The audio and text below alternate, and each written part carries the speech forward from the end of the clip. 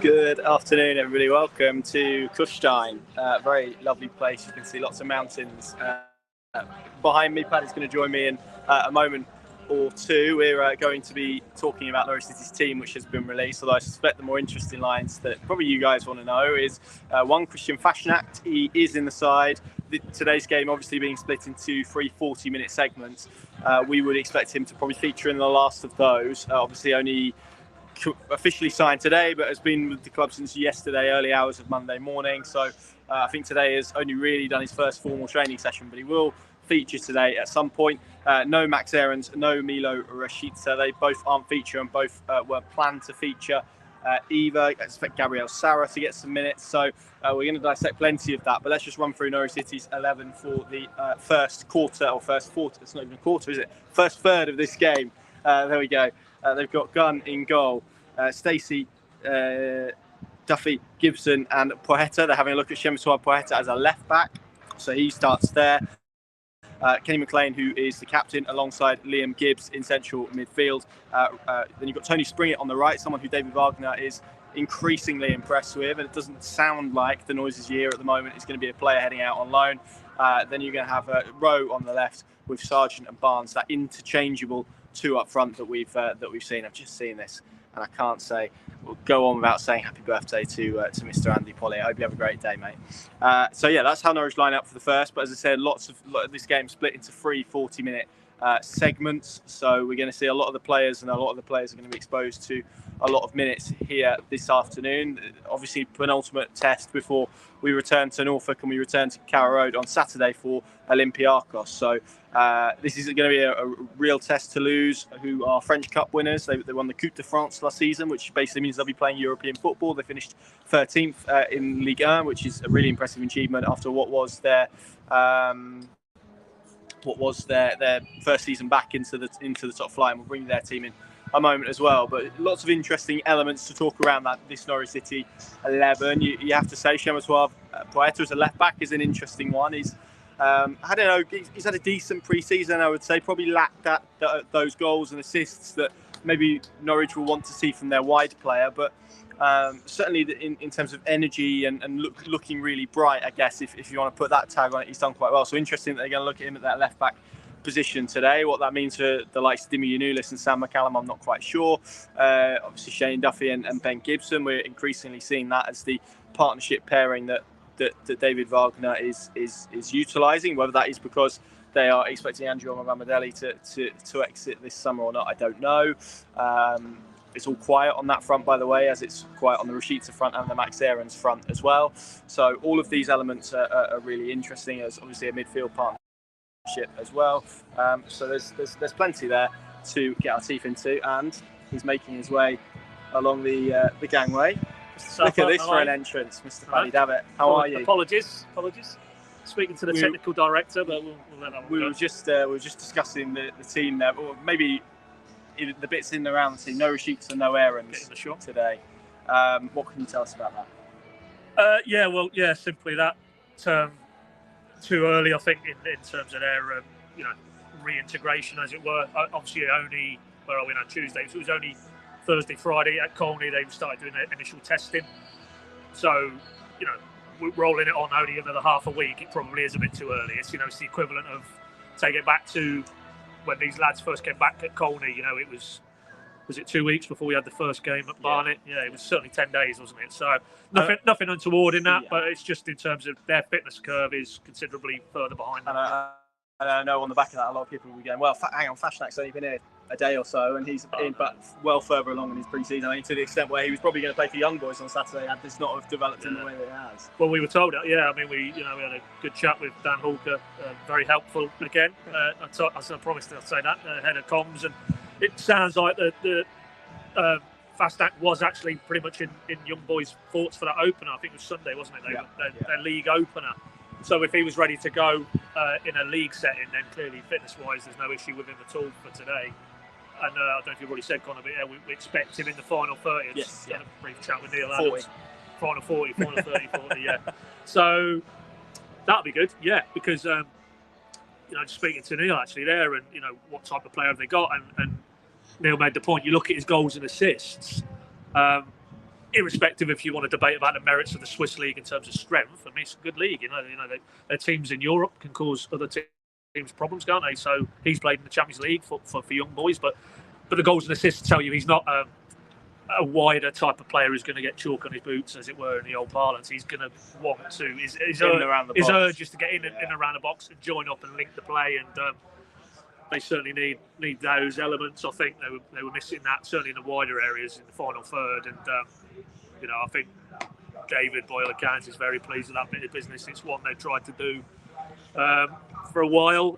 They were fairly confident that they could get him to Norwich, but a lot of things have to fall into place, and that has proven to be the case. And so I think he signed his contract, didn't he? We saw one of the videos the club put out earlier today, and he only signed this time yesterday, more or less. So a bit of a whirlwind for him, but it'd be good to see him in that final 40. Yeah, see what they've got, and I think we were discussing it, weren't we, earlier, that might put a few on that Carrow Road gate for Olympiacos Saturday as well, because I think we'll see a bit more of him then. And by all accounts, looking like it's going to be a good walk up for that game at Carrow Road. So that'll be the first probably proper look at him. But yeah, I'm sure we'll see a glimpse of what he's all about and what he can bring to this Norwich attacking, strategy, as it were.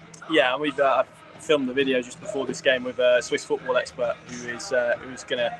When you guys get to see that, which I think will probably be tomorrow now, you'll get to hear all about him. But he used the word consistent and reliable a lot, and someone who's added goals to their game. So that's a good sign. And what's struck me is how tall he is. He seems quite tall, which is a running theme of Norwich City's additions so far this summer. One thing I did want to ask you about was Shemiswa Poeta. We're going to see him at left back today.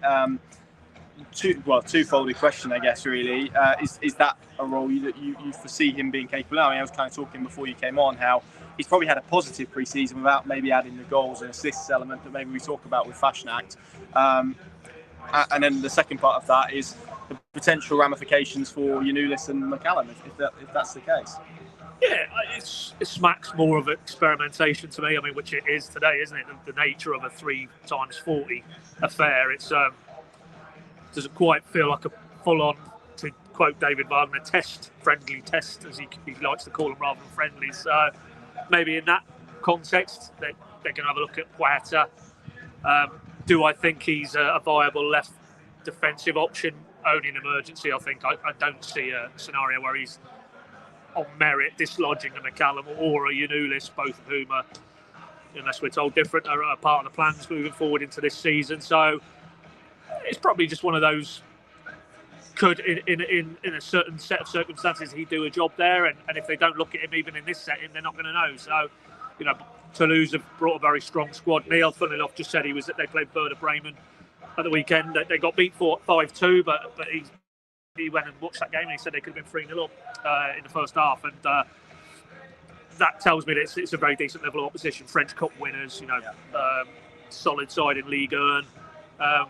So it probably would be a sort of a game where you might learn a little bit more about him in that role. But moving forward, no, I don't see a conversion for Shemi Poeta into a defensive left back. So, but there may be a period in the season where we might need a bit of versatility, not just from Jacob Sorensen. So that'll be certainly a facet to look at today, I think. Yeah, because we've not. Has he at any point? I don't recall. Well, he played wing back at Birmingham, didn't he, last season, which is an interesting element. But I guess, the way that when we think about how David wants his teams to set up, those wing backs get so high, so wide, and obviously then the more forward players kind of introvert a bit. So maybe being that wider option will benefit him the way that we like his game, because he is a winger who probably does want to feel the chalk on his boots and those kind of elements. So it's just whether he could pass the defensive test, and I guess this is a really good way to see if that is the case in an emergency. Talking of settings, as you did, this is quite something, isn't it? We've got mountains there, we've got mountains in front of us. But there is a bit of an issue from Norwich's point of view. Apparently this pitch is 6 metres, what did Neil say? 6 metres longer and 4 metres wider than the actual Carrow Road dimensions, which I think has caught me a little bit by surprise. So you're talking about width. I think there'll be plenty of spaces to find some width. That is quite a mark if you think about it. 6 by 4, yeah. It is. When you look at it, it is noticeably a wider, longer pitch. Also the grass, I think they'd have liked it a bit tighter. The cut on the grass. So maybe that's professional footballers being a little bit finicky. But well, I mean, there you go. We sort of came to have a look at the pitch earlier. I think I said then it doesn't look as good a pitch as the one they were playing on against Alkmaar midweek. But again, we speak about tests. They're going to be going to championship grounds where they are going to have to contend with this sort of thing. So it's not the worst kind of thing to be put under. That front two, we've spoken about them a lot. Are we pretty convinced now that this is the front two that he's settled on? I mean, it feels like Barnes and Sargent, who have played the majority of the pre-season minutes that we've seen so far, it feels like he's pretty happy with how they're functioning. Yeah, and every time we speak to him, it's talking about their football intelligence and how well they get off on and off the pitch. They're rooming together here in their base just south of Sheffield. Because you might be able to see the Norwich squad just over Paddy's shoulder there. You'll be able to see them just beginning their warm-up here. They're kind of in that building. I'm confused with cameras pointing. But yeah, anyway, sorry, Pad. Yeah, so what were we talking about? Barnes and Sargent. So I think barring injury, they are the two who will be leading the press and offering with the ball, a real goal threat. Combined beautifully at Alkmaar for that goal. With Sargent running into channels, forcing the mistake, and then Barnes was there. So to finish it off, there's a real sense, I think, that those two, could spark, and it could spark Norwich in turn with obviously the right players around them. And Fassnacht comes into that now, doesn't he? You got Onel on the other side. Science when you could drop him into the mix, and you're not even getting into. Sorry, I was on. Yeah. Yes, we do. Third quarter. Definitely a third. Yeah, I keep saying that, and they're not quarters; they're thirds. So yeah, I mean, I've seen it since Fassnacht's gone through. From where are we going in terms of the attacking element of this side? Now you're thinking with Zara, with Nunes in the mix as well, with Liam Gibbs in the mix as well. That he's starting to get some genuine options. But I think within that, if you were to ask me, I think Barnes and Sargent, as we progress through the season, they're almost the fulcrum of what he's trying to do in the final third, and around that he may rotate, but I think they look to have a permanence about them, and we'll see more evidence of that in his first third.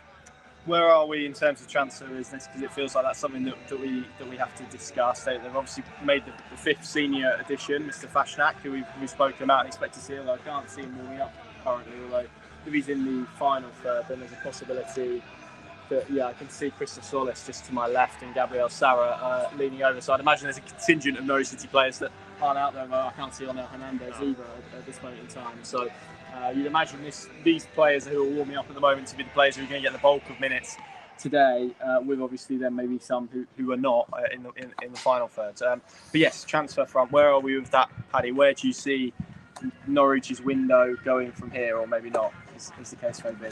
Well, I mean, the sense, and to be fair, it's nothing we haven't said. I think where we've been pitching it, which was essentially do another wider option in the final third, and then it'll be if something happens in terms of an out, then they'll react, and we've been saying that on these pieces of content would you since Germany, and that's where we're at. That's where we're at. Would you expect them to react if the out was Rashita, if the out was Aarons, or are we speaking more so about Omar Bamadelli then? Well, Omar Bamadelli, definitely, yeah. They have a target list and they're ready to go. If Omar Bamadelli, if that turned into an actual, interest of a firm nature, and it suited all parties involved in that equation, then they have a target list ready to go with Omar Bamadelli.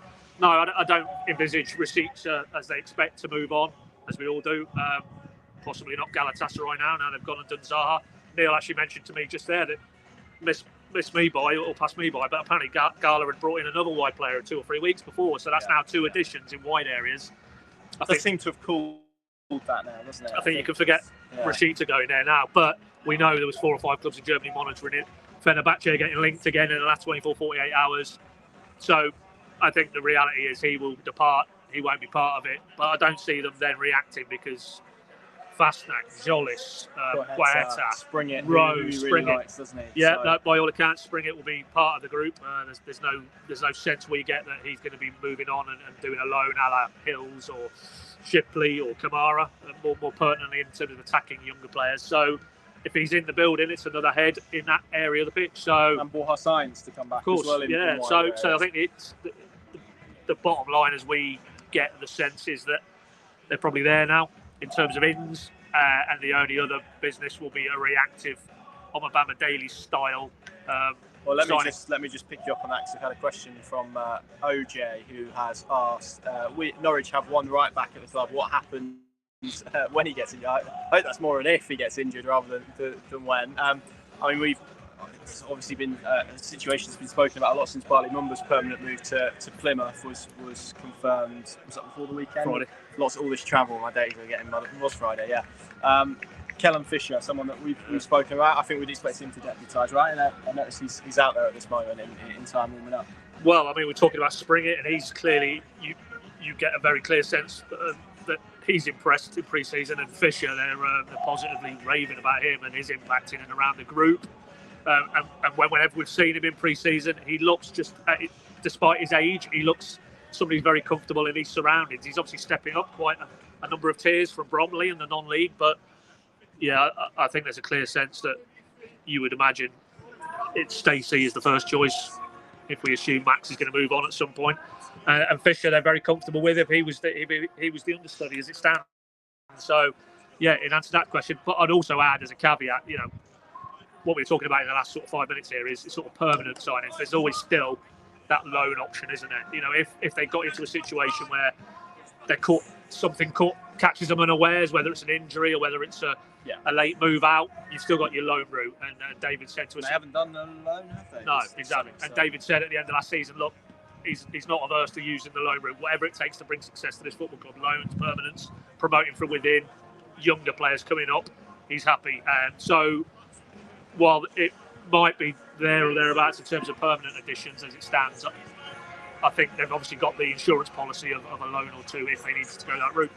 Good stuff. Well, we are here, as you see, in Kufstein. I saw someone ask, there will be another vlog from this trip, and it will be another epic viewing experience for everyone involved. I think you smile in it once or twice. Do I? I think so, yeah. Can I just put on record? I don't have any issue with early morning. This has been eaten away at him. Yeah, well, there was a particular part of the vlog where you caught me at Stansted. Yeah, I provoked you a little bit. I saw the glum expression on your face. Yeah, but I've seen one or two comments now that's been extrapolated to I don't function before midday, but it's definitely not the case. Not with a 3-year-old in my life. So I'm very happy in the morning.